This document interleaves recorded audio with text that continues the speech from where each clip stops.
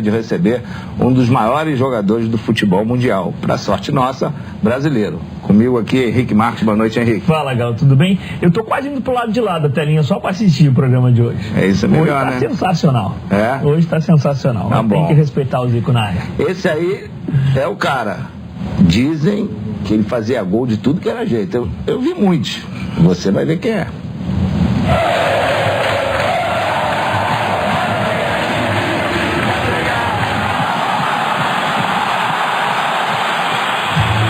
Romário teve seu nome cantado, gritado, ovacionado. Para uma geração inteira, foi o maior de todos. Símbolo de um futebol sem frescura, de um futebol com resultado, claro, mas com arte. Romário ganhou tudo sem perder nada. Nunca largou a vida noturna, os amigos, o futevôlei, a praia, as mulheres. Era o melhor exemplo do talento pelo talento. Era jogador, nunca atleta, e gostava de ser cobrado por isso. Questionado sobre rendimento em treino ou horário de trabalho, preferia trocar tudo em aposta. A moeda eram seus gols. Levou a melhor sempre. Romário era o carioca em campo. Um resumo, talvez, do brasileiro. Um cara que largou a Europa, o Barcelona e o topo para voltar ao Rio de Janeiro. Desembarcou de volta como o melhor do mundo. Preferiu o estadual à Liga dos Campeões, o Brasileirão ao Campeonato Espanhol. Queria curtir a vida. Futebol deveria ser, além de profissão, diversão. E foi assim, zoando, que Romário, malandro, chegou aos 1000 gols. Foi assim que ganhou o respeito de todas as torcidas, desafiando a si e aos outros. Marrento, polêmico, craque, um anti-herói, um personagem. Romário nunca foi político, nunca falou o que os outros queriam ouvir. Deixou para ser depois que parou. Usou a fama e o prestígio para ir a Brasília. Como deputado federal, segue a mesma linha do atacante. Vai pra cima, entorta, dribla. É temido. Sem chuteira, mas de gravata, continua a incomodar os rivais. O agora político Romário não mudou, apenas evoluiu.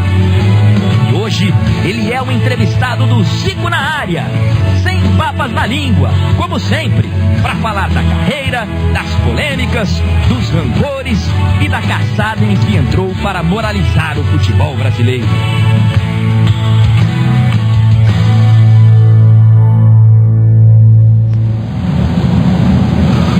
Boa noite, Baixinho. Boa noite, Galo. Prazer grande, uma honra ter você aqui com a gente. Boa noite, Henrique. Prazer é todo meu. Depois dessa introdução aí, a responsabilidade é grande. Pô, mas ó, a gente vai querer ouvir falar muito dessas tuas histórias lá fora, porque eu acho que foi muito pouco aproveitado. A gente viu cada coisa aí que é muito pouco aqui, né? Galo, na verdade, assim, eu não tenho tanta história como você, não. Mas tem.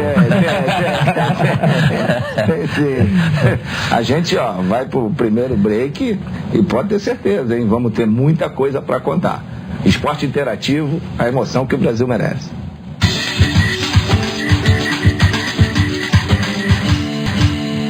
Bom, Baixo, a gente vai começar agora a tabela que a gente não teve oportunidade de fazer muito dentro do campo. Só na tua espelada. Pelo menos. Quem perdeu foi o futebol. Eu falei pra ele tava lá na briga, aqueles 1000 gols, eu falei, pô, não jogou do meu lado, senão ia chegar a 2 mil. 2 mil com certeza. Mas bom ter você aqui. Desculpe ter que te tirar lá de Brasília, sei que você fez um esforço grande para vir aqui, né? Fez esse bate-volta. Na verdade, o prazer é meu e é um esforço que eu tenho certeza que eu faria outras vezes com o maior prazer. Tá gostando de Brasília mesmo, né? Eu tô lá já há mais ou menos 2 anos e alguns meses, né? Primeiro ano eu ficava muito vindo terça e voltando quinta. E já tem um ano que eu resolvi ficar um pouco mais tempo lá, e esse ano, principalmente a partir de fevereiro, que eu assumi lá a Comissão de Esporte e Turismo, é um trabalho dobrado do que eu tinha, né? Então a melhor forma e a melhor maneira que eu encontrei para descansar é ficar lá. Eu já conheço muito tempo Brasília, gosto de lá e me acostumei e estou feliz lá. Pegar esse lado político a gente fala em promessa, né? Promete. Você com 22 anos de idade, você prometeu 1000 gols na carreira. De onde é que saiu isso? Que coragem foi essa? Tudo bem que a gente, olhando a tua carreira, ela foi marcada por momentos de ousadia, assim, mas o que te deu na telha para aos 22 anos prometer isso? Aproveita depois emenda da onde você começou. Né? É boa pergunta. Eu nem me lembro de ter feito essa promessa com 22 anos. Mas, não sei, essa coisa de fazer gol eu sempre acompanho muito essas pessoas que fazem gol. Galo, Jamite, Reinaldo, Careca. Eu sempre gostei das pessoas que faziam gol. Então eu tinha comigo esse número de um dia eu vou fazer 1000 gols. Foi uma promessa, foi assim, uma coisa de boca pra fora, espontânea, mas acabou, graças a Deus, dando certo. E eu comecei quando eu tinha, na verdade, assim, começar a jogar, gostar de jogar futebol, foi quando eu tinha 13, 14 anos, eu e meu irmão, a gente tava para reprovar de ano, e meu pai falou, se vocês passarem de ano, eu vou montar um time para vocês. A gente deu o nosso jeito rapidinho, passou de ano, aí foi feito Estrelinha, aí de lá depois eu fui pro Olaria, fiquei no Olaria 1 ano e pouco, e do Olaria, quando eu tinha 15, 16 anos, fui pro Vasco, e fiquei no Vasco lá até ir pro PSV. E vem cá, você foi pra Holanda cedo, né? Sim, eu comecei com 22 anos no PSV, tinha sido a segunda vez que eu tinha saído do Brasil, e fiquei lá dos 22 até 27, fiquei praticamente 5 temporadas lá no PSV. Foi o lugar que você mais venceu na vida, né? Em todos os sentidos, até língua, clima, cultura, convivência com outro tipo outros tipos de pessoas. Foi uma experiência bastante positiva. Eu queria saber, a gente na apresentação, né, tem todos esses gols, esses jogos, que eu acho que foi muito pouco explorado aqui no Brasil, essa sua passagem, não só pela Holanda, mas como também pelo Barcelona. E hoje está tudo em voga. Hoje aqui a gente transmite a Champions League, transmite a Copa da Europa e tal, e há uma valorização muito grande, pô. Então eu acho que você podia falar um pouco mais de tudo e como é que você viveu lá, como é que é esses gols, esses campeonatos. Na época não era tão divulgado. É verdade. O PSV não era o PSV que é hoje quando você chegou, né? Ele era... na verdade, assim, quando eu cheguei, o PSV tinha sido campeão da Champions League no ano passado. E eu cheguei para disputar o Mundial em Tóquio. Foi contra um time do Uruguai, se não me engano. Agora Nacional? Não me engano. Pode ser. E a gente empatou e perdeu nos pênaltis. Você estava jogando na época, você jogava no Japão? Não, já estava aqui no já tinha voltado, né? Não. Realmente, como não tinha, principalmente a internet, né? E as televisões aqui do Brasil não cobriam muito isso, não só da minha época, como antes também, da tua principalmente, Jagalo. As coisas não apareciam como hoje, né? Mas no PSV foi bastante difícil.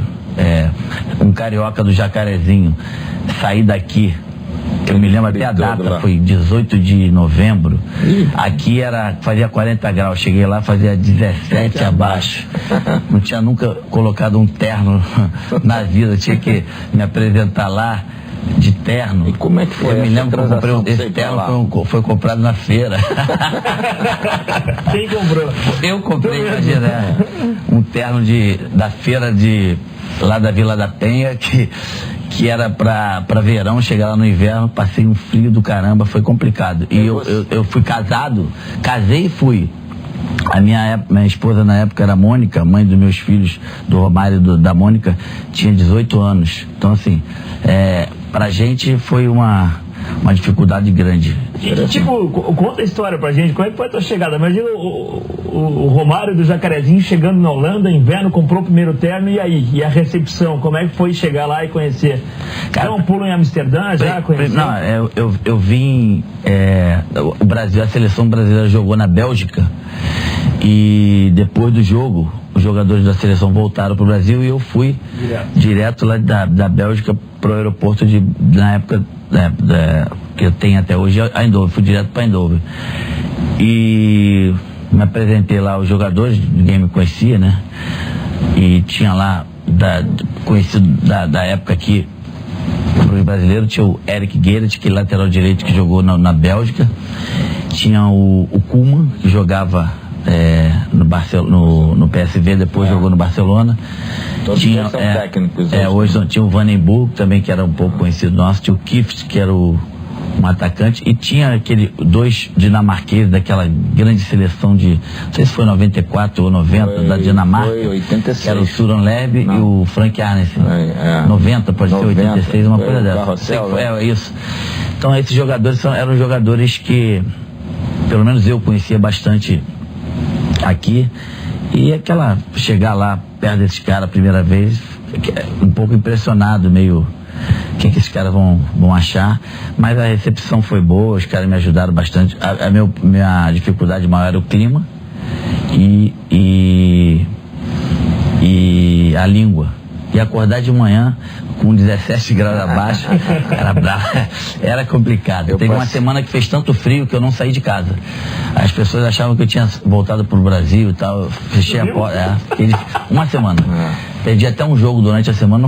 Fiquei tão triste com o frio que eu não conseguia nem abrir a porta pra sair de casa. Uma hora eu peguei o Udine também, no final, peguei de um ano, eu peguei 8 meses de frio. Mas frio não é um dia vai chegar a 10 graus, não, era tudo sempre abaixo.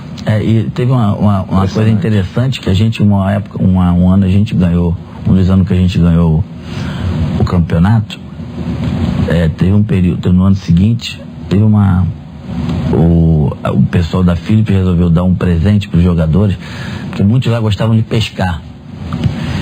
Aí a gente foi pescar, pegou um barco, foi lá para dentro do mar, e chegou a fazer 23 graus abaixo de zero.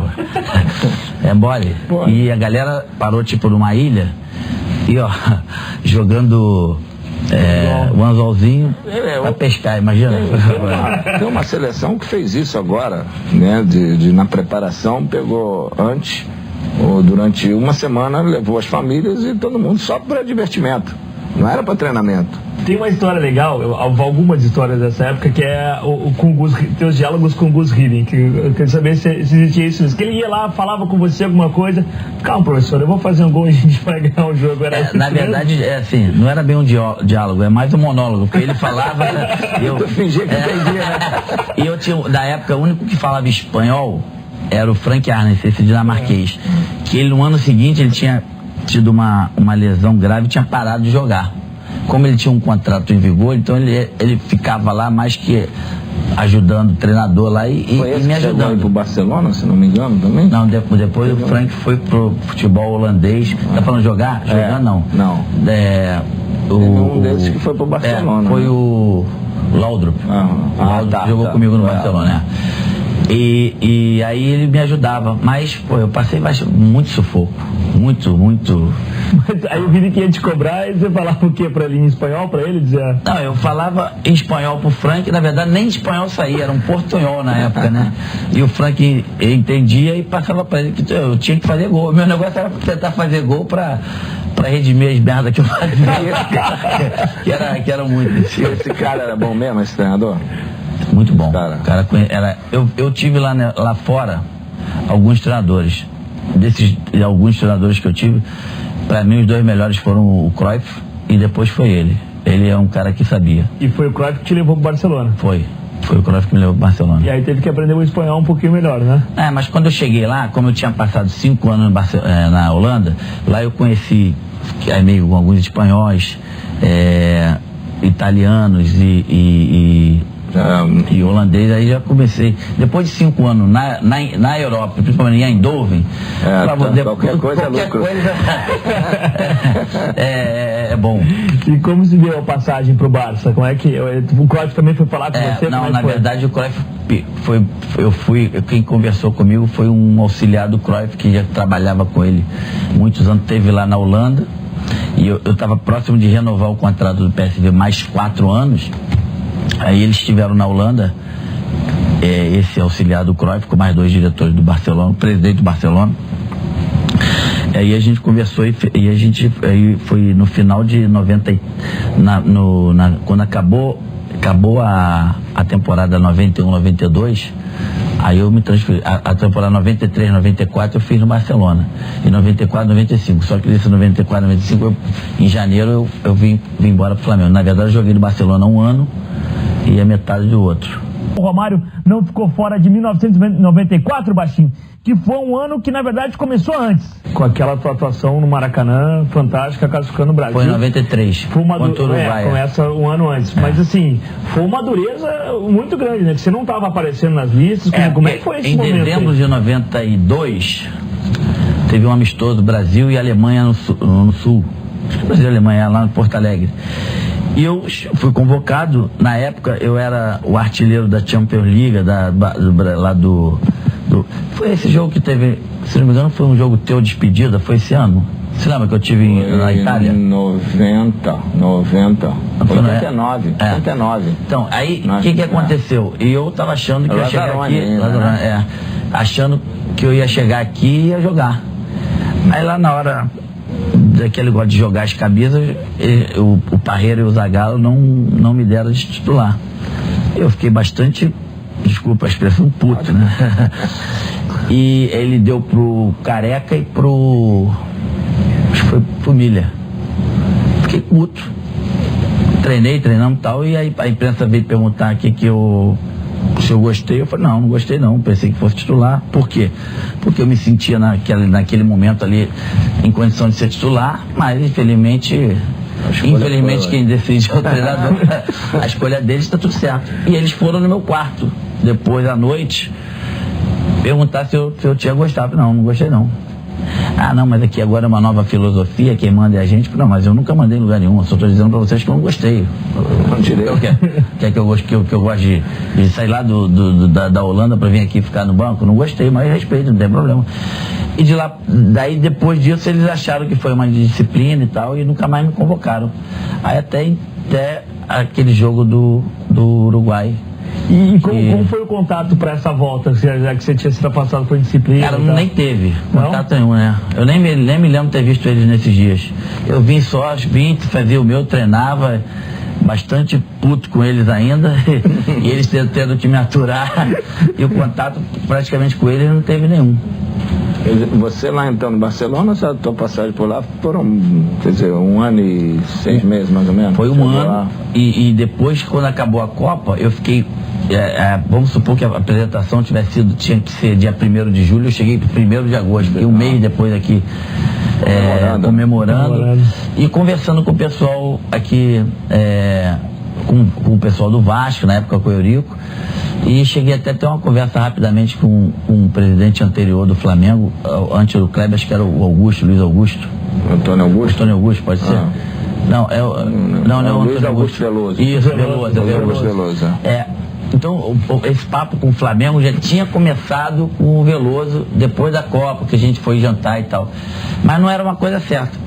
E depois, quando eu voltei, antes do Kleber assumir, que o Kleber assumiu em janeiro, o Kleber, desde novembro, começou a ir conversar comigo lá no Barcelona. Mas aí depois, esses meus 6 meses, depois da Copa, até a parada do primeiro período do ano de 94, eu jogava, ficava no banco, a minha relação ficou meio complicada com os jogadores, porque eles ficaram meio bronqueados que eu tinha voltado só depois de um mês, depois da Copa.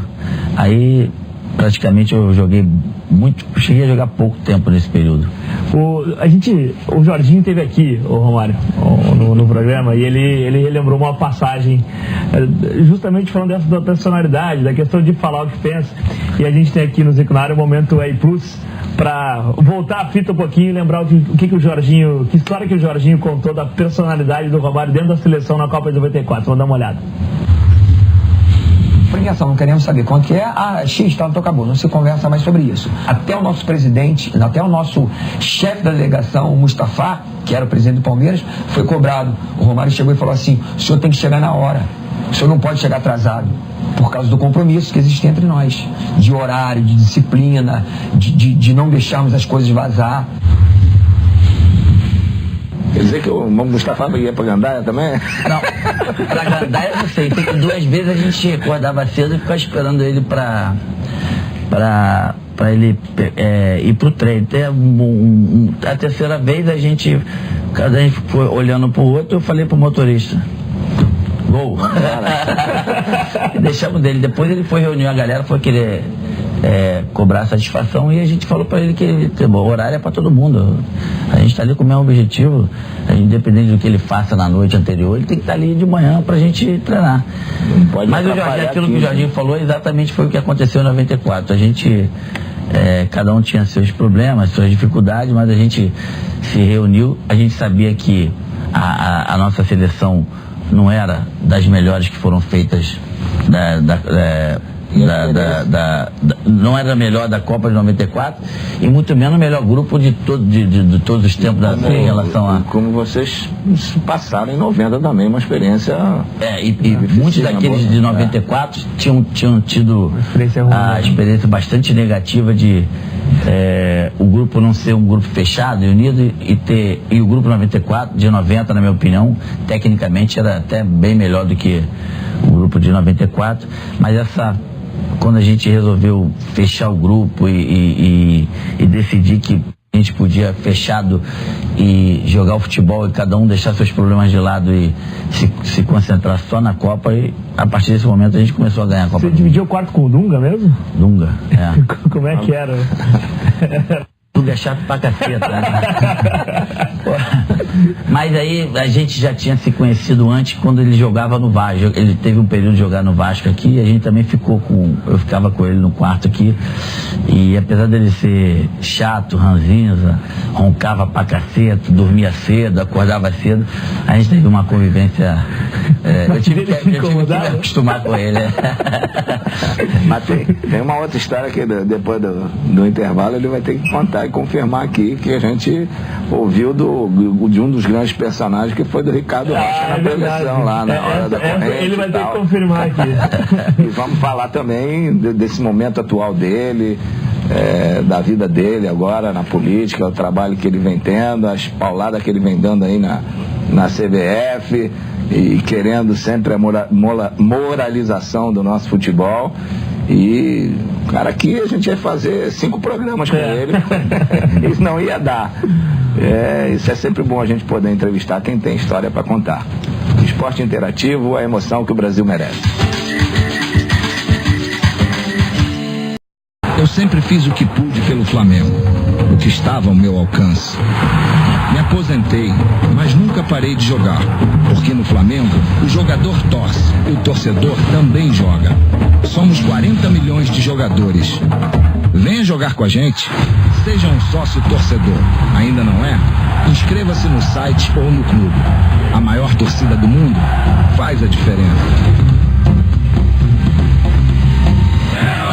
Diego, uma honra estar ao seu lado e diante de produtos aqui que lembram essa sua carreira incrível. Tá bom, Melissa, obrigado. São realmente muitos produtos legais. A gente agora está com uma gama boa de produtos. As canecas, os copos, os bonecos, as camisas, DVD de histórias engraçadas de gols. Essa aqui é do tricampeonato. O terceiro tri da história do Flamengo foi em 78 e tiveram 2 campeonatos em 79. E nós ganhamos 2. Então essa é aquela camisa da lembrança, e foi um ano que eu fiz mais gols na minha carreira. Foram 89 gols. Então, diante desta história, dessa trajetória, acesse agora ziconarede.com.br, entra lá no site, à direita, clica e receba os produtos do Zico direto na sua casa. Um pouquinho da história, e essa daí tem história. E outro dia eu volto para contar de outras camisas também. Tá certo, combinado. Até lá.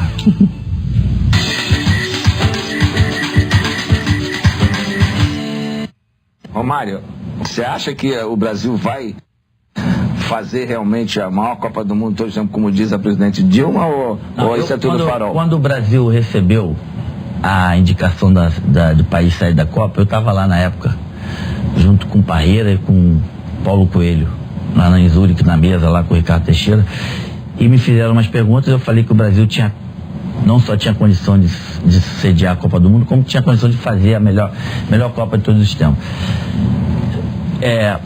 Eu tenho acompanhado agora de perto, de um outro lado, de uma outra visão, né?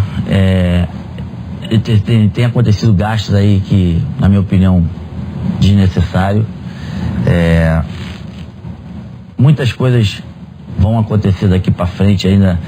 O Brasil vai gastar em obras que já poderiam, inclusive, estarem prontas, porque a gente sabe que o Brasil vai sediar a Copa do Mundo tem 7, 8 anos, e as obras começaram ano passado, ano retrasado. Então, infelizmente, as obras aqui vão chegar, muitas dessas obras vão entrar no períodos emergenciais, que são obras que algumas não precisam de licitação, outras licitações são mais facilitadas. Então, assim, um exemplo, o orçamento para gasto de estádio era 2, tantos bilhões de reais. Hoje já está em 5 e pouco. E a previsão é que chega em 8. Então, e você vê, eu tenho um pessoal que trabalha comigo lá na minha assessoria, tanto na minha pessoal, como no meu gabinete, como na minha comissão e também do PSB. Existem algumas escolas e hospitais em torno desses estádios que gastam aí bilhões, que com 5% disso, 5% do que estão gastando, por exemplo, no Maracanã, você colocaria 10 escolas e 10 hospitais prontos para receberem os alunos e para receberem os pacientes dignamente. É um legado que vai ficar da Copa. Qual seria o maior legado para a população dessas 12 sedes? A mobilidade urbana, ou seja, o transporte. E, infelizmente, você vê que... Só estão preocupados com os estádios. Só 47% do que foi programado para ser feito desse tipo de obra está sendo realizado, e desses 47% que começaram, talvez 30% disso vai terminar. Então, assim, o Brasil está muito longe de acontecer o que todos esperavam lá atrás. Vai ter a Copa do Mundo? Vai ser uma Copa do Mundo boa? Vai ser boa. Até principalmente para a classe A e B, que tem condição de ver a Copa do Mundo nos melhores lugares. Agora, a classe C, D e E não tem condição de pagar uma Copa, um ingresso de $100. E a FIFA, na verdade, montou aqui um estado dentro do nosso estado, né? A gente praticamente abriu as pernas para a FIFA. A FIFA, durante agora da Copa das Confederações até o final da Copa do Mundo, o nome do presidente do Brasil se chama FIFA, na minha opinião. Então, o Brasil abriu muito, deixou a FIFA entrar de uma maneira diferente que ela entra em países, por exemplo, como os Estados Unidos, como a Alemanha. Eu não duvido que tenha entrado dessa forma, até mais ainda numa África do Sul, mas países não pode, no Brasil, a FIFA não teve essa abertura que teve aqui no Brasil. Mas até pela desorganização do país Brasil, né, que essas coisas acontecem. Mas eu vou trazer para um ambiente menor aqui. Como é que pode, e eu quero te perguntar isso, a gente reabrir daquela maneira torta e feia o Maracanã? Horrível, né? E você acha que faltou alguém naquela festa? Meu amigo, vou te falar uma coisa. Se você quer... primeiro, o Maracanã de hoje não é mais o Maracanã de ontem, né? Outra história. Talvez por esse motivo, como a história é nova, eles resolveram abrir com aqueles jogadores que foram. Agora, um Maracanã que tem uma história, não ter um Zico, um Roberto, tô falando por ordem, um Romário, um Túlio, um Edmundo, pô, amigo, tá de piada, é sacanagem. Isso é sacanagem desse governador, desse governo federal, dessa FIFA, que eles não têm, primeiro que eles não respeitam ninguém, nem o dinheiro dos outros.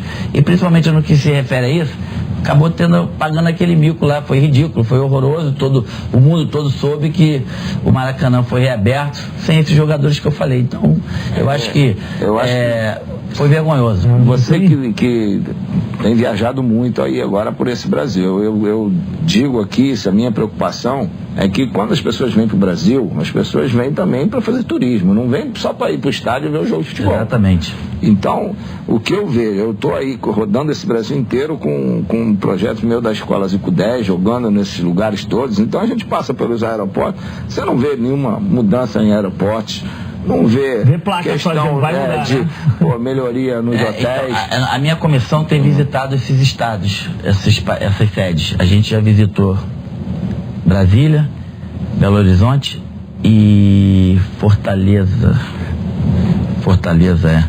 Não, Recife, Então a gente vai visitar agora Rio, segunda-feira aqui é o Rio, vai depois em Salvador e depois Recife, que a gente vai visitar primeiro essas 6 da Copa das Confederações. É exatamente isso que você acabou de falar. As obras dos aeroportos, aquelas que não foram privatizadas, na verdade são puxadinhos. Então, vai ter problema. Podemos ter muito problema. Vai ter problema. E detalhe é o seguinte, a gente quando joga uma Copa do Mundo, a gente sempre prezou lá fora em ficar num lugar só e jogar no campo daquela cidade. Aqui não. Aqui tu vai jogar no Rio não, vai jogar lá. E o Brasil é grande. Isso desgasta.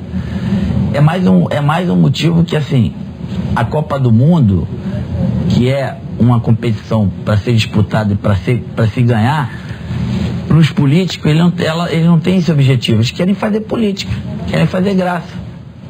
Aí entra a CBF, que a CBF é uma empresa privada, tudo bem, mas a CBF não paga imposto federal, a CBF usa as cores do Brasil, o hino nacional, o escudo do Brasil e o mais importante, o patrimônio do Brasil, que são os jogadores de futebol. E eu acho que o governo federal já era para ter tomado uma atitude, mas nada Você acontece. assumiria a CBF se convidasse? Não, hoje não. Eu não tenho condição de assumir a CBF ainda. Eu, assim, Eu acho que hoje é muito difícil para qualquer jogador assumir. É complicado. Para você, eu acho que ser eleito, né? Primeiro que para você fazer parte de uma possibilidade de você ser eleito, você tem que gastar bastante, que é o que eu estou vendo aí, o que muitos estão fazendo. Você tem que ser indicado por 15 federações. São 15 agora? 7 federações e alguns clubes, alguns times. Aí para os dois, não dá assim, eu vejo, você sempre cita o exemplo do Ajax dos jogadores, né, Galo? O modelo de trabalho e tal. Vocês não acham que os jogadores do futebol brasileiro poderiam, ex-jogadores como vocês, ídolos, se mobilizar de alguma forma e tentar essa moralização que você prega do futebol, Romário? Não, mas se uma instituição como, por exemplo, a Polícia Federal, o Ministério Público, ou a Presidente, ou o Ministério Público não intervir na CBF, nós infelizmente não podemos fazer nada. Existe lá um estatuto, existe uma regra que só entra quem está dentro da sacanagem. Quem não tiver, não entra. Eu lembro da época do Sócrates, né? Que o Sócrates foi criou a anticandidatura, porque ele sabia que não tinha como ser candidato. A não ser que algumas federações, essas 7 federações se rebelem e possam indicar um cara, um ex-jogador, e acreditem naquele projeto e tal, senão vai ser complicado, senão vai continuar como está, não tem jeito. Mas você está gostando do trabalho de Brasília? Está te dando prazer? Lógico que eu não vou nem fazer comparação com futebol, porque futebol é outra coisa. Mas eu estou muito feliz, estou gostando, principalmente que, assim, eu entrei na política com vamos chamar de bandeira, né, para ajudar as pessoas com deficiência, principalmente por causa da minha filhinha que tem síndrome de Down, e eu conheci o outro lado, principalmente de famílias que não têm condição de dar seus filhos ou parentes uma condição legal de tratamento. Então, dentro desse olhar assim, eu estou bastante feliz que eu tenho conseguindo fazer muitas coisas. Existem lá outros políticos, outros deputados que também têm essa bandeira, mas a minha chegada lá, por eu ser quem eu sou, um cara que é conhecido, um cara que sempre tive coragem de falar as coisas, hoje continuo com isso, e essa bandeira é uma bandeira que que eu levo comigo, e a gente tem conseguido grandes coisas positivas. Agora, a Dilma assinou esses dias, ontem, antes de ontem, a nova lei para aposentados com pessoas com deficiência se aposentar mais novo do que pessoas que não têm nenhum tipo de deficiência. Isso também é um ganho dessa galera, desse grupo de deputados que tem essa bandeira. Então, assim, eu estou bastante feliz com as coisas que estão acontecendo. Quando você entra lá no plenário, enfim, vai fazer, tem aquele negócio, lá vem o Romário, o que será que ele vai falar? Mais ou menos como era no mundo do futebol. Na verdade, é o seguinte, quando eu cheguei lá, cara, eu acredito que tenha acontecido isso com outros também. Teve um pedido de foto, autógrafo, muitos deputados levaram, assim, filhos, amigos para bater foto, mas isso foi mais, assim, talvez o primeiro ano. Agora já diminuiu o assédio que existe lá hoje em relação ao Romário, que é ídolo e ex-jogador de futebol. É mais as pessoas que vão lá uma vez, primeira vez, segunda vez. O dia a dia já está bastante tranquilo. Baixo, é o seguinte, você aqui deve ter sido também muitas... Agora, quando eu completei 60 anos, o Jornal do Esporte, né, que aquele grande tradicional daqui do Rio, ele fez uma homenagem para mim de 60 capas que eu escolhi. Eu espero que quando você também completar seus 60, você possa ter esse mesmo privilégio pelo que você representa para o futebol do Rio de Janeiro, e você deve saber as histórias do Jornal dos Esportes. Então aqui, queria te presentear, tá? Obrigado. Agradecer muito a sua vinda aqui. A gente vai sortear a camisa aqui da seleção, que o Romário, a gente vai pedir para ele assinar, e quem mandar a melhor frase sobre a carreira do Romário, sobre o gol do Romário, sobre o título do Romário. Dizer gol, enfim, gol mais marcante. Facebook.com/ZicoOficial. Entra lá, vai ganhar a camisa que eles estão autografando, que o Romário está autografando nesse momento. Vamos colocar, direcionar para 94, gol mais marcante do Baixinho 94. Facebook.com/ZicoOficial, a melhor resposta, ganha essa camisa aqui autografada. Tá, então vamos ver. Esse aqui, para homenageá-lo também. Deixa eu só falar aqui que é importante responder o contato da produção lá no Facebook, tá? Pra gente poder encontrar. Quem mandar a melhor frase do melhor gol dele no Flamengo, com a camisa do Flamengo, ganha essa camisa do meu aniversário também. São duas promoções. Duas promoções pro Romário aí. O especial é assim. Facebook.com/ZicoOficial. Então aqui, gol do Romário 94, camisa da seleção. A camisa do Flamengo ganha quem colocar a frase com o gol mais legal do Romário com a camisa do Flamengo. Facebook.com/ZicoOficial. Respondam o contato da produção para a gente poder chegar até vocês e mandar a camisa. O Baixinho, intimidade, hein? Você não pode dar uma colher, né? Eu torci pra ele sempre, cara. Deputado Romário, tem que ser mais educado, então. Tem que ter tempo de casa aqui, Abá. A gente falou que isso aqui é a conversa de boteco. Mas tem que chegar igual o cara que nunca viu o galo aí e tal. Calma. Romário, qual a grande frustração da tua carreira? Qual a grande frustração da tua vida no futebol? Na verdade, assim, eu não vou chamar de frustração, mas eu tive... fiquei meio aborrecido com 3 situações da minha vida. Primeiro foi com a minha ausência nas Olimpíadas de 96. É aquela que podia ir 3. Isso, Atlanta. Depois do meu corte de 98. Eu que cortei. E da minha ausência na Copa de 2002. Inclusive, esse meu corte de 98, eu até durante uns 2, 3 anos, eu tinha comigo que tinha sido o galo que tinha me cortado.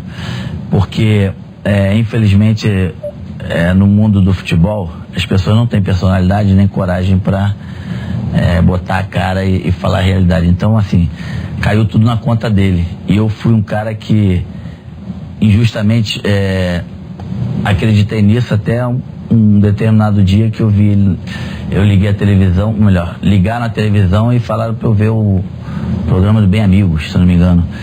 E tava ele lá falando sobre isso, que ele não foi o responsável, aconteceu isso, e quem foi responsável foi esse, e aquelas pessoas que acharem que eu não estou falando a verdade, que podem ligar pro programa aqui pra gente debater isso. Então, assim, aproveito até a oportunidade de pedir desculpa publicamente por eu ter passado quase 2 anos, 3 anos, achando que você realmente tivesse sido responsável por esse meu corte.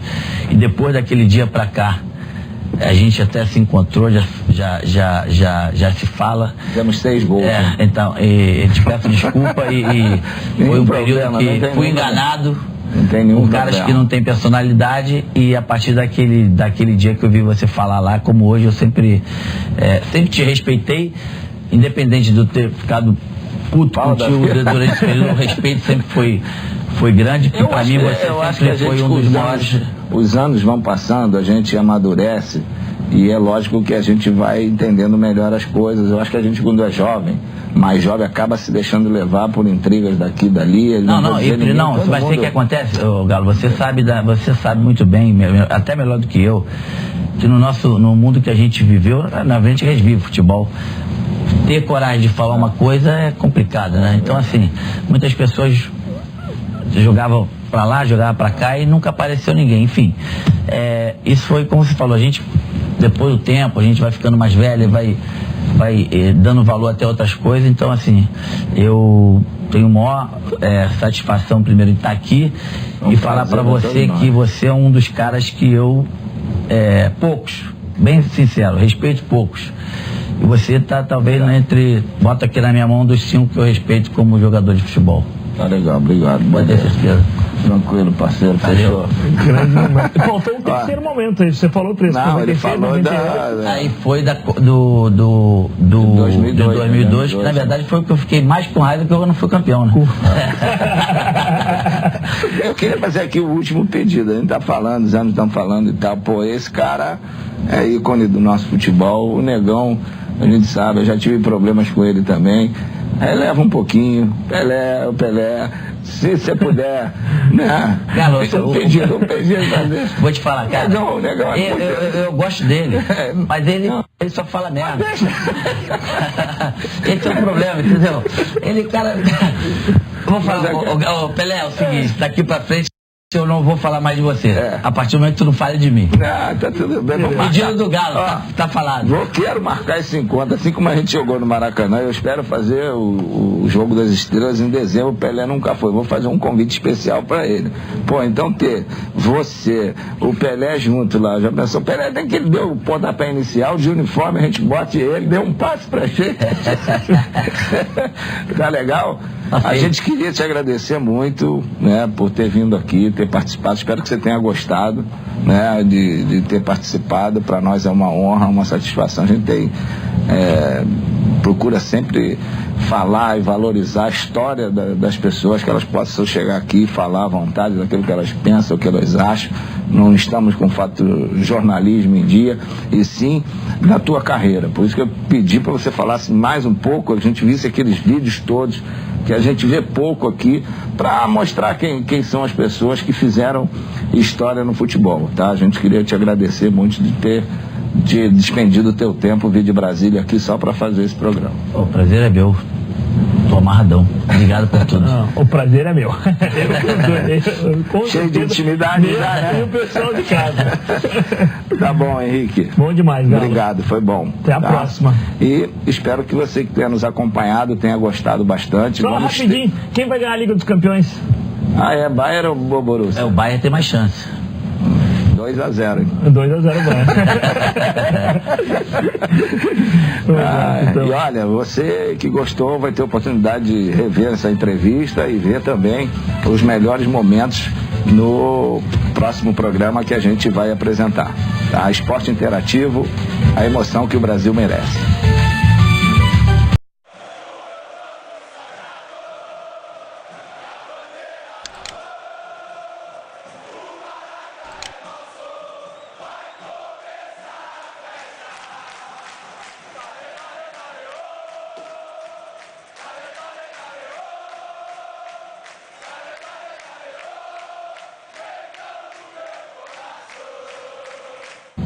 E eu estava próximo de renovar o contrato do PSV mais 4 anos.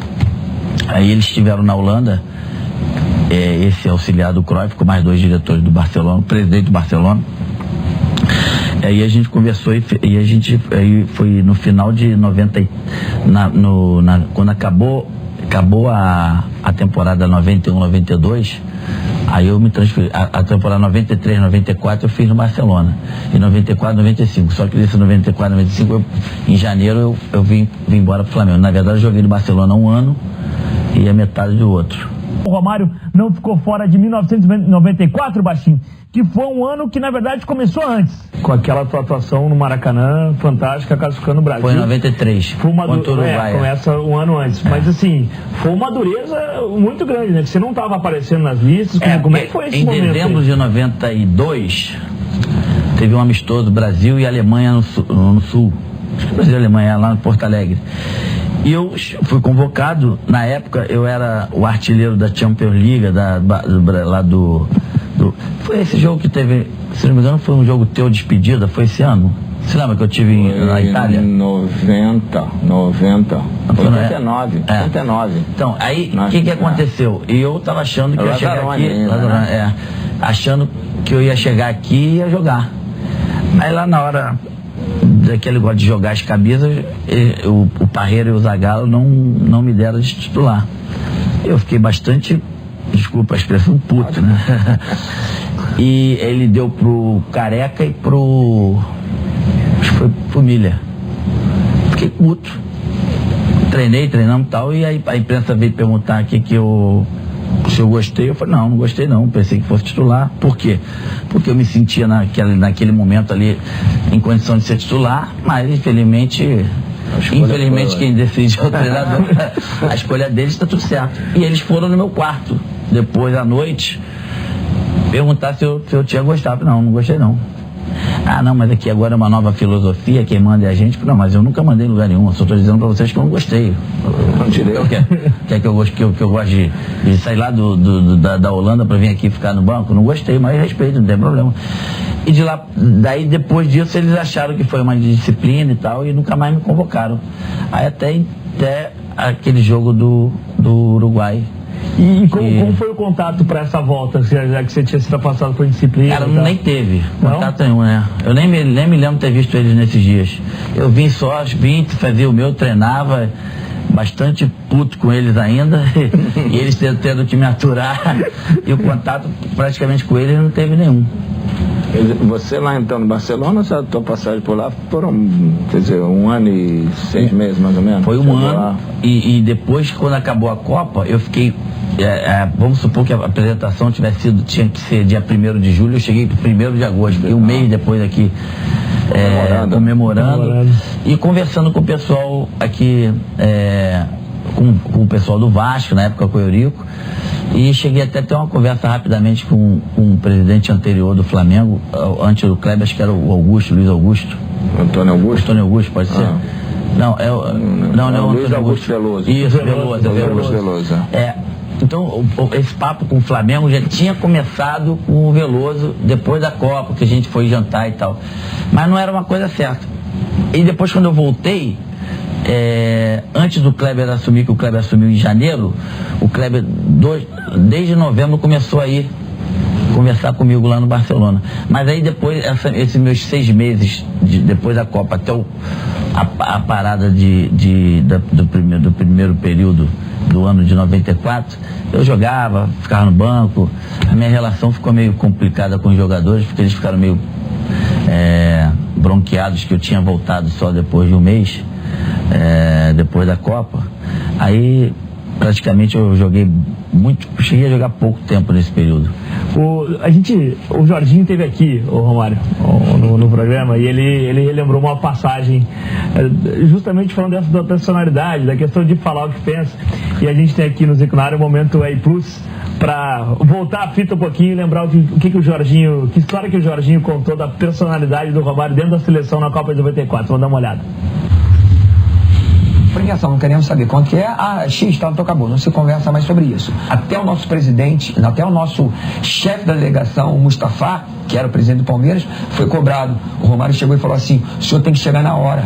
o senhor não pode chegar atrasado por causa do compromisso que existe entre nós, de horário, de disciplina, de não deixarmos as coisas vazar. Quer dizer que o Mustafa ia pra Gandaia também? Não, pra Gandaia eu não sei. Sei que 2 vezes a gente acordava cedo e ficava esperando ele pra ele ir pro treino. A terceira vez cada gente ficou olhando pro outro, eu falei pro motorista: gol! E deixamos dele. Depois ele foi reunir a galera, foi querer cobrar satisfação, e a gente falou pra ele que o horário é pra todo mundo. A gente tá ali com o mesmo objetivo, independente do que ele faça na noite anterior, ele tem que estar ali de manhã pra gente treinar. Mas o Jorginho, aquilo que o Jorginho falou exatamente foi o que aconteceu em 94. A gente, cada um tinha seus problemas, suas dificuldades, mas a gente se reuniu. A gente sabia que a nossa seleção não era das melhores que foram feitas não era a melhor da Copa de 94 e muito menos o melhor grupo de todos os tempos em relação a... Como vocês passaram em 90 também, uma experiência... muitos daqueles de 94 tinham tido a experiência bastante negativa de o grupo não ser um grupo fechado e unido, e o grupo 94, de 90, na minha opinião, tecnicamente era até bem melhor do que o grupo de 94, mas quando a gente resolveu fechar o grupo e decidir que a gente podia fechado e jogar o futebol e cada um deixar seus problemas de lado e se concentrar só na Copa, e a partir desse momento a gente começou a ganhar a Copa. Você dividiu o quarto com o Dunga mesmo? Dunga, Como é que era? Dunga é chato pra caceta, né? Mas aí a gente já tinha se conhecido antes, quando ele jogava no Vasco. Ele teve um período de jogar no Vasco aqui, e a gente também eu ficava com ele no quarto aqui, e apesar dele ser chato, ranzinza, roncava pra caceta, dormia cedo, acordava cedo, a gente teve uma convivência, eu tive que me acostumar com ele. Mas tem uma dessa. Um Edmundo, pô, meu, tá de piada, é sacanagem. Isso é sacanagem desse governador, desse governo federal, dessa FIFA, porque eles não têm. Primeiro que eles não respeitam ninguém, nem o dinheiro dos outros. E principalmente no que se refere a isso, acabou pagando aquele mico lá, foi ridículo, foi horroroso, o mundo todo soube que o Maracanã foi reaberto sem esses jogadores que eu falei. Então, eu acho que foi vergonhoso. Você que tem viajado muito aí agora por esse Brasil, eu digo aqui, a minha preocupação é que quando as pessoas vêm para o Brasil, as pessoas vêm também para fazer turismo, não vêm só para ir para o estádio e ver o jogo de futebol. Exatamente. Então, o que eu vejo, eu estou aí rodando esse Brasil inteiro com um projeto meu da Escola Zico 10, jogando nesses lugares todos, então a gente passa pelos aeroportos, você não vê nenhuma mudança em aeroportos, não vê questão de melhoria nos hotéis. Então, a minha comissão tem visitado esses estados, essas sedes. A gente já visitou Brasília, Belo Horizonte e Fortaleza. Não, Recife, Então a gente vai visitar agora Rio, segunda-feira aqui é o Rio, vai depois em Salvador e depois Recife, que a gente vai visitar primeiro essas 6 da Copa das Confederações. É exatamente isso que você acabou de falar. As obras dos aeroportos, aquelas que não foram privatizadas, na verdade são puxadinhos. Então, vai ter problema. Podemos ter muito problema. Vai ter problema. E detalhe é o seguinte, a gente quando joga uma Copa do Mundo, a gente sempre prezou lá fora em ficar num lugar só e jogar no campo daquela cidade. Aqui não. Aqui tu vai jogar no Rio não, vai jogar lá. E o Brasil é grande. Isso desgasta. É mais um motivo que, assim, a Copa do Mundo, que é uma competição para ser disputada e para se ganhar, para os políticos, eles não têm esse objetivo. Eles querem fazer política, querem fazer graça. Aí entra a CBF, que a CBF é uma empresa privada, tudo bem. Mas a CBF não paga imposto federal, a CBF usa as cores do Brasil, o hino nacional, o escudo do Brasil e, o mais importante, o patrimônio do Brasil, que são os jogadores de futebol. E eu acho que o governo federal já era para ter tomado uma atitude. Mas Nada Você acontece. assumiria a CBF se convidar? Não, hoje não. Eu não tenho condição de assumir a CBF ainda. Eu, assim, Eu acho que hoje é muito difícil para a qualquer CBF jogador assumir. é complicado. Para você, Eu acho que pra ser eleito, né? primeiro que para você fazer parte de uma possibilidade de você ser eleito, você tem que gastar bastante, que é o que eu estou vendo aí, o que muitos estão fazendo. Você tem que ser indicado por... você tem que ser indicado por 15 federações. São 15 agora? 7 federações e alguns clubes, alguns times. Mas aí pros dois, não dá assim, eu vejo, você sempre cita o exemplo do Ajax dos jogadores, né, Galo? O modelo de trabalho e tal. Vocês não acham que os jogadores do futebol brasileiro poderiam, ex-jogadores como vocês, ídolos, se mobilizar de alguma forma e tentar, essa moralização que você prega do futebol, Romário? Não, mas se uma instituição como, por exemplo, a Polícia Federal, o Ministério Público, ou a Presidência, ou o Ministério Público não intervir na CBF, nós infelizmente não podemos fazer nada. Existe lá um estatuto, existe uma regra que só entra quem está dentro da sacanagem. Quem não tiver, não entra. Lembro da época do Sócrates, né? Que o Sócrates foi criou a anticandidatura, porque ele sabia que não tinha como ser candidato. A não ser que algumas federações, essas 7 federações se rebelem e possam indicar um cara, um ex-jogador, e acreditem naquele projeto e tal. Senão vai ser complicado, senão vai continuar como está. Não tem jeito. Mas você está gostando do trabalho de Brasília? Está te dando prazer? Lógico que eu não vou nem fazer comparação com futebol, porque futebol é outra coisa. Mas mas eu estou muito feliz, estou gostando, principalmente que assim, eu entrei na política com vamos chamar de bandeira, né? Para ajudar as pessoas com deficiência, principalmente por causa da minha filhinha que tem síndrome de Down, e eu conheci o outro lado, principalmente de famílias que não têm condição de dar seus filhos ou parentes uma condição legal de tratamento. Então, dentro desse olhar assim, eu estou bastante feliz que eu tenho conseguindo fazer muitas coisas. Existem lá outros políticos, outros deputados que também têm essa bandeira, mas a minha chegada lá, por eu ser quem eu sou, um cara que é conhecido, um cara que sempre tive coragem de falar as coisas, hoje continuo com isso e essa bandeira é uma bandeira que eu levo comigo, e a gente tem conseguido grandes coisas positivas. Agora a Dilma assinou esses dias, antes de ontem, a nova lei para aposentados com pessoas com deficiência se aposentar mais novo do que pessoas que não têm nenhum tipo de deficiência. Isso também é um ganho dessa galera, desse grupo de deputados que tem essa bandeira. Então, assim, eu estou bastante feliz com as coisas que estão acontecendo. Quando você entra lá no plenário, enfim, vai fazer, tem aquele negócio, lá vem o Romário, o que será que ele vai falar? Mais ou menos como era no mundo do futebol? Na verdade, é o seguinte, quando eu cheguei lá, cara, eu acredito que tenha acontecido isso com outros também. Teve um pedido de foto, muitos deputados levaram, assim, filhos, amigos para bater foto, mas isso foi mais, assim, talvez o primeiro ano. Agora já diminuiu o assédio que existe lá hoje em relação ao Romário, que é ídolo e ex-jogador de futebol. É mais as pessoas que vão lá uma vez, primeira vez, segunda vez. O dia a dia já está bastante tranquilo. Baixo, é o seguinte, você aqui deve ter sido também muitas... Agora, quando eu completei 60 anos, o Jornal do Esporte, né, que pelo grande tradicional daqui do Rio, ele fez uma homenagem para mim de 60 capas que eu escolhi.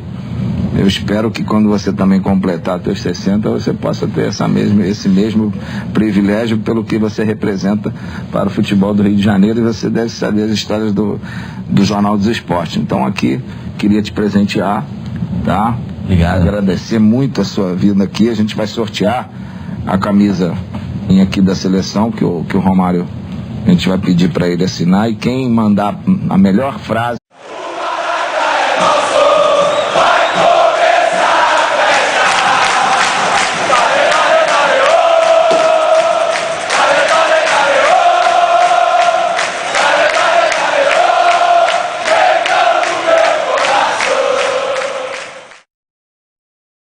de receber um dos maiores jogadores do futebol mundial, para sorte nossa, brasileiro. Comigo aqui, Henrique Marques. Boa noite, Henrique. Fala, Gal, tudo bem? Eu tô quase indo pro lado de lá da telinha só para assistir o programa de hoje. É isso, é melhor, hoje tá né? sensacional. É? Hoje tá sensacional. Tá bom. Tem que respeitar o Zico na área. Esse aí é o cara. Dizem que ele fazia gol de tudo que era jeito. Eu vi muitos. Você vai ver quem é.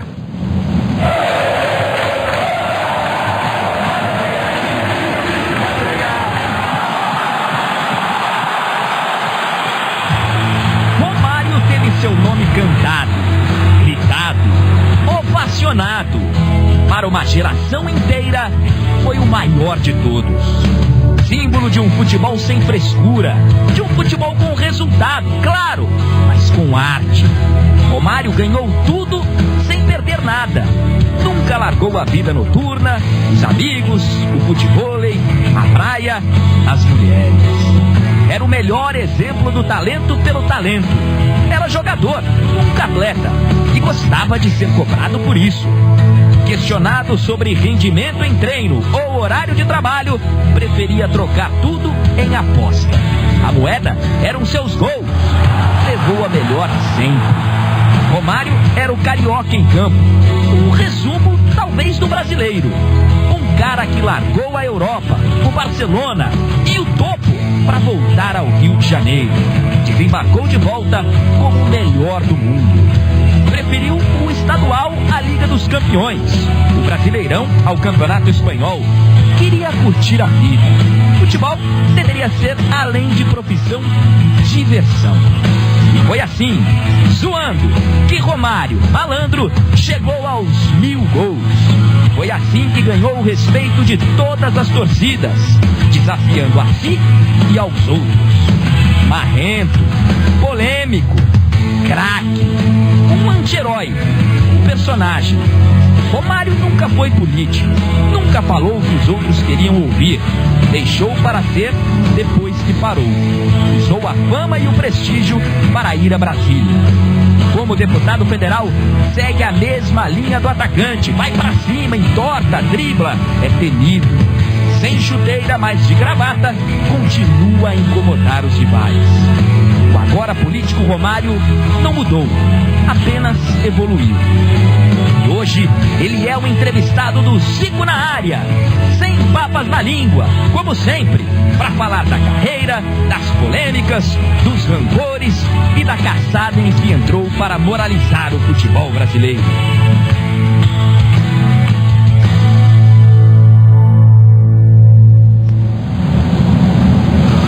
Boa noite, Baixinho. Boa noite, Galo. Prazer grande, uma honra ter você aqui com a gente. Boa noite, Henrique. Prazer é todo meu. Depois dessa introdução aí, a responsabilidade é grande. Pô, mas ó, a gente vai querer ouvir falar muito dessas tuas histórias lá fora, porque eu acho que foi muito pouco aproveitado. A gente viu cada coisa aí que é muito pouco aqui, né? Galo, na verdade, assim, eu não tenho tanta história como você, não. Mas tem sim. A gente, ó, vai pro primeiro break e pode ter certeza, hein? Vamos ter muita coisa para contar. Esporte interativo, a emoção que o Brasil merece.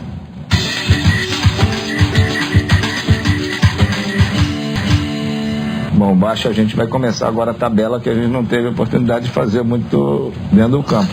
Só nas tuas peladas. Pelo menos. Quem perdeu foi o futebol. Eu falei pra ele tava lá na briga, aqueles 1000 gols, eu falei, pô, não jogou do meu lado, senão ia chegar a 2000. 2000 com certeza. Mas bom ter você aqui. Desculpe ter que te tirar lá de Brasília, sei que você fez um esforço grande para vir aqui, né? Fez esse bate e volta. Na verdade, o prazer é meu e é um esforço que eu tenho certeza que eu faria outras vezes com o maior prazer. Tá gostando de Brasília mesmo, né? Eu tô lá já há mais ou menos 2 anos e alguns meses, né? Primeiro ano eu ficava muito vindo terça e voltando quinta. E já tem um ano que eu resolvi ficar um pouco mais tempo lá, e esse ano, principalmente a partir de fevereiro, que eu assumi lá a Comissão de Esporte e Turismo, é um trabalho dobrado do que eu tinha, né? Então a melhor forma e a melhor maneira que eu encontrei para descansar é ficar lá. Eu já conheço muito tempo Brasília, gosto de lá e me acostumei e estou feliz lá. Pegar esse lado político a gente fala em promessa, né? Promete. Você com 22 anos de idade, você prometeu 1000 gols na carreira. De onde é que saiu isso? Que coragem foi essa? Tudo bem que a gente, olhando a tua carreira, ela foi marcada por momentos de ousadia, assim, mas o que te deu na telha para aos 22 anos prometer isso? Aproveita depois emenda na onde você começou. É boa pergunta. Eu nem me lembro de ter feito essa promessa com 22 anos. Mas, eu sei, essa coisa de fazer gol, eu sempre acompanho muito essas pessoas que fazem gol. Galo, Jamite, Reinaldo, Careca. Eu sempre gostei das pessoas que faziam gol. Então eu tinha comigo esse número de um dia eu vou fazer 1000 gols. Foi uma promessa, foi assim, uma coisa de boca pra fora, espontânea, mas acabou, graças a Deus, dando certo. E eu comecei quando eu tinha, na verdade, assim, começar a jogar, gostar de jogar futebol, foi quando eu tinha 13, 14 anos, eu e meu irmão, a gente tava para reprovar de ano, e meu pai falou, se vocês passarem de ano, eu vou montar um time para vocês. A gente deu nosso jeito rapidinho, passou de ano, aí foi feito Estrelinha, aí de lá depois eu fui pro Olaria, fiquei no Olaria 1 ano e pouco, e do Olaria, quando eu tinha 15, 16 anos, fui pro Vasco, e fiquei no Vasco lá até ir pro PSV. E vem cá, você foi pra Holanda cedo, né? Sim, eu comecei com 22 anos no PSV, tinha sido a segunda vez que eu tinha saído do Brasil, e fiquei lá dos 22 até 27, fiquei praticamente 5 temporadas lá no PSV. Foi o lugar que você mais venceu na vida, né? Em todos os sentidos, até língua, clima, cultura, convivência com outro tipo outros tipos de pessoas. Foi uma experiência bastante positiva. Eu queria saber, a gente na apresentação, né, tem todos esses gols, esses jogos, que eu acho que foi muito pouco explorado aqui no Brasil, essa sua passagem, não só uma outra história que depois do intervalo ele vai ter que contar e confirmar aqui, que a gente ouviu de um dos grandes personagens, que foi do Ricardo Rocha na televisão lá na hora da corrente. Ele vai ter que confirmar aqui. E vamos falar também desse momento atual dele, da vida dele agora na política, o trabalho que ele vem tendo, as pauladas que ele vem dando aí na CBF e querendo sempre a moralização do nosso futebol. E, cara, aqui a gente ia fazer 5 programas com ele. Isso não ia dar. Isso é sempre bom a gente poder entrevistar quem tem história para contar. Esporte interativo, a emoção que o Brasil merece. Eu sempre fiz o que pude pelo Flamengo, o que estava ao meu alcance. Me aposentei, mas nunca parei de jogar, porque no Flamengo o jogador torce, o torcedor também joga. Somos 40 milhões de jogadores. Venha jogar com a gente, seja um sócio torcedor. Ainda não é? Inscreva-se no site ou no clube. A maior torcida do mundo faz a diferença. Diego, uma honra estar ao seu lado e diante de produtos aqui que lembram essa sua carreira incrível. Tá bom, Melissa, obrigado. São realmente muitos produtos legais. A gente agora está com uma gama boa de produtos. As canecas, os copos, os bonecos, as camisas, DVD de histórias engraçadas de gols. Essa aqui é do tricampeonato. O terceiro tri da história do Flamengo foi em 78 e tiveram 2 campeonatos em 79. E nós ganhamos 2. Então essa é aquela camisa da lembrança, e foi um ano que eu fiz mais gols na minha carreira. Foram 89 gols. Então, diante desta história, dessa trajetória, acesse agora ziconarede.com.br, entra lá no site, à direita, clica e receba os produtos do Zico direto na sua casa. Um pouquinho da história, e essa daí tem história. E outro dia eu volto para contar de outras camisas também. Tá certo, combinado. Até lá.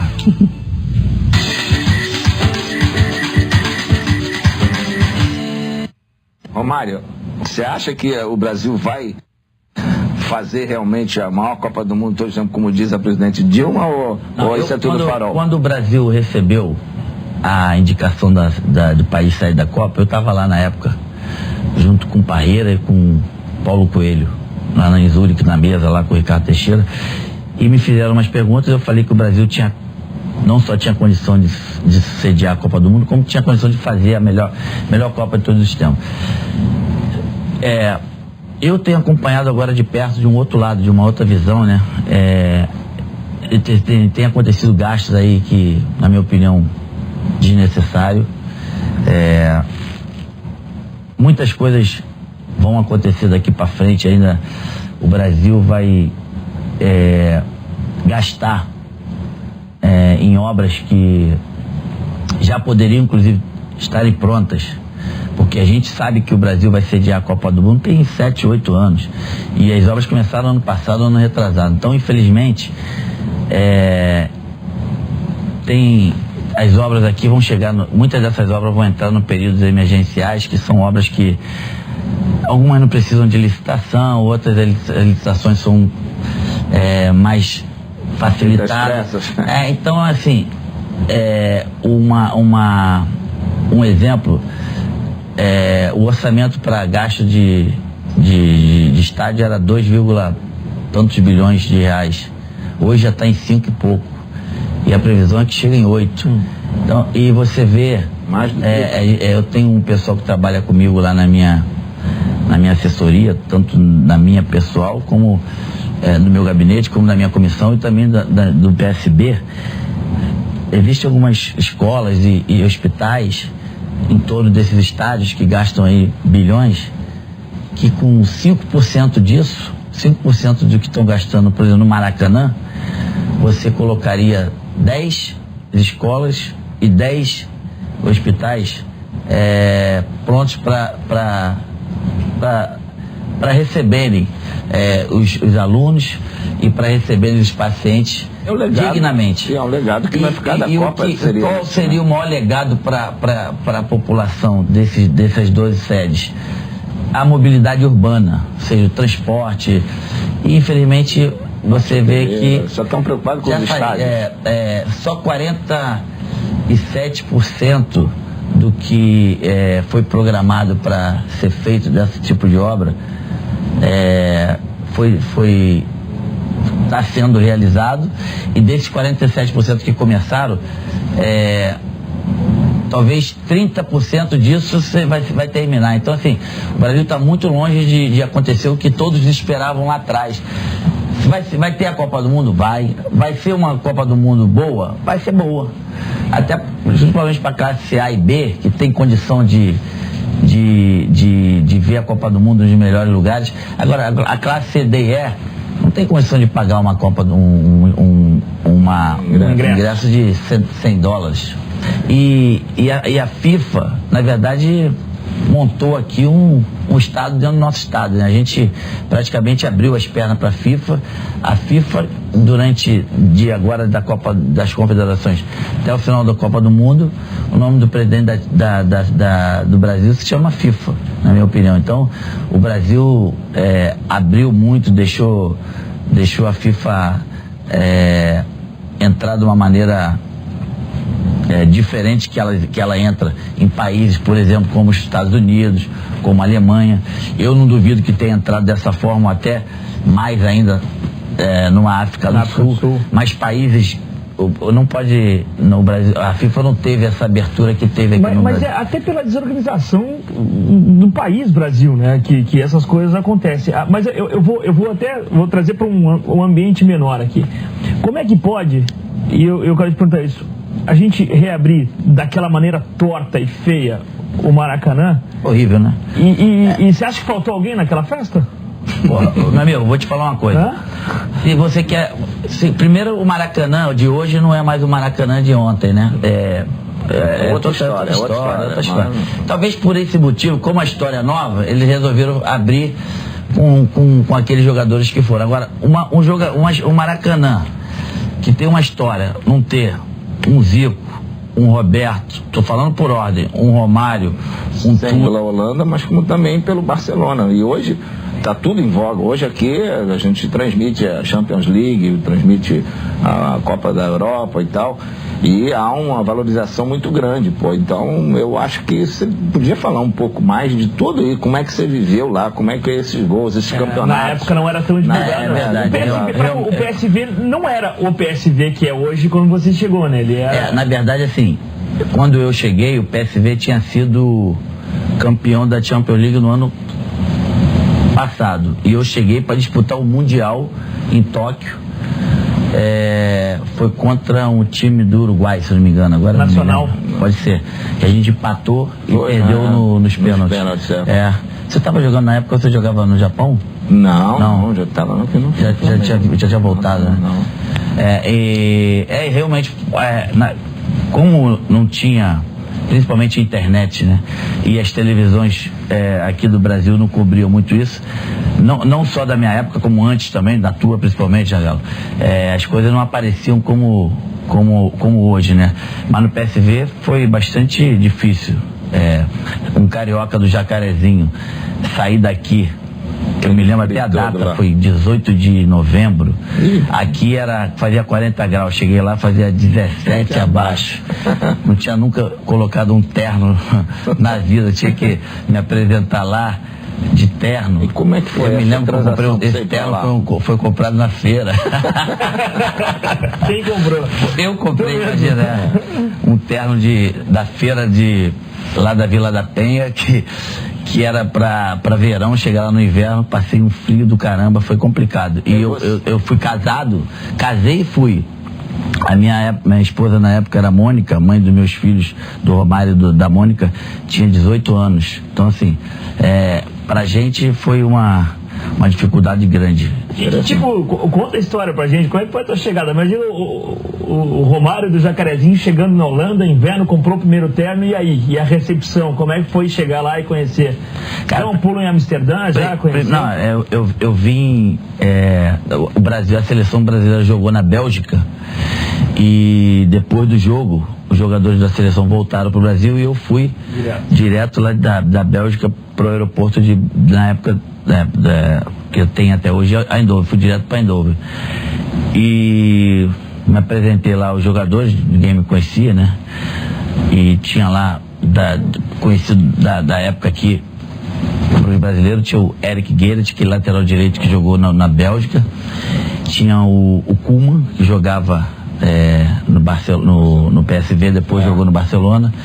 Todos são técnicos. Hoje tinha o Vandenburg também, que era um pouco conhecido nosso, tinha o Kift, que era um atacante, e tinha dois dinamarqueses daquela grande seleção não sei se foi 94 ou 90, da Dinamarca. Foi 86. Que era o Søren Lerby e o Frank Arnesen. 90, pode 90, ser 86, uma coisa dessa. Carrossel, isso.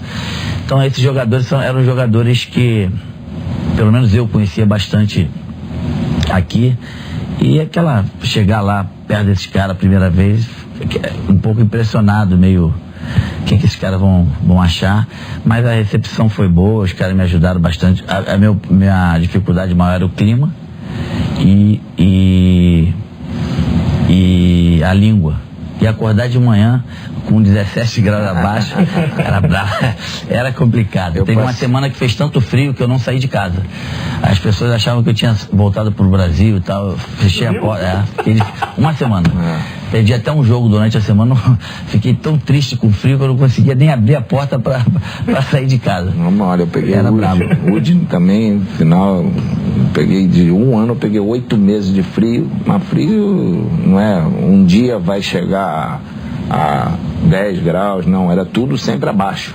E teve uma coisa interessante, que a gente, um ano a gente ganhou, um dos anos que a gente ganhou o campeonato, teve um período, no ano seguinte, teve o pessoal da Philips resolveu dar um presente para os jogadores, porque muitos lá gostavam de pescar. Aí a gente foi pescar, pegou um barco, foi lá para dentro do mar, e chegou a fazer 23 graus abaixo de zero. É mole. E a galera parou numa ilha e jogando um anzolzinho pra pescar, imagina.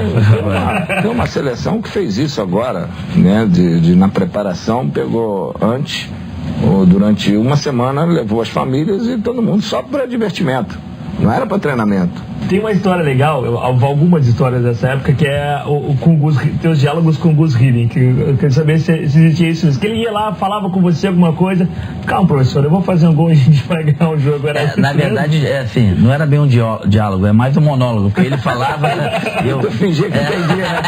E eu tinha, da época, o único que falava espanhol era o Frank Arnes, esse dinamarquês, que ele, no ano seguinte, ele tinha tido uma lesão grave e tinha parado de jogar.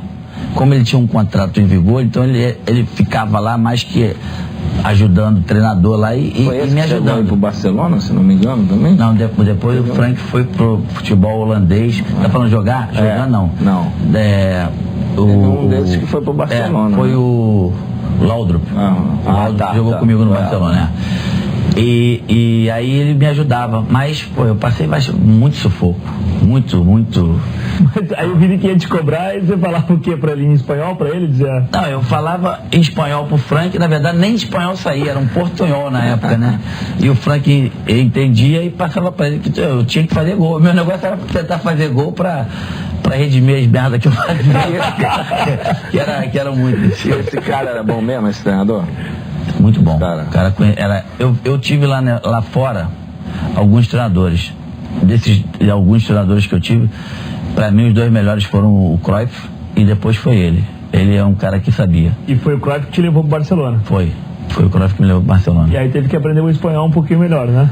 Mas quando eu cheguei lá, como eu tinha passado 5 anos na Holanda, lá eu conheci meio alguns espanhóis, italianos e holandês, aí já comecei. Depois de 5 anos na Europa, principalmente em Eindhoven, qualquer coisa é lucro. É bom. E como se deu a passagem pro Barça? Como é que o Cruyff também foi falar com você? Não, na verdade o Cruyff quem conversou comigo foi um auxiliar do Cruyff que já trabalhava com ele muitos anos, teve lá na Holanda.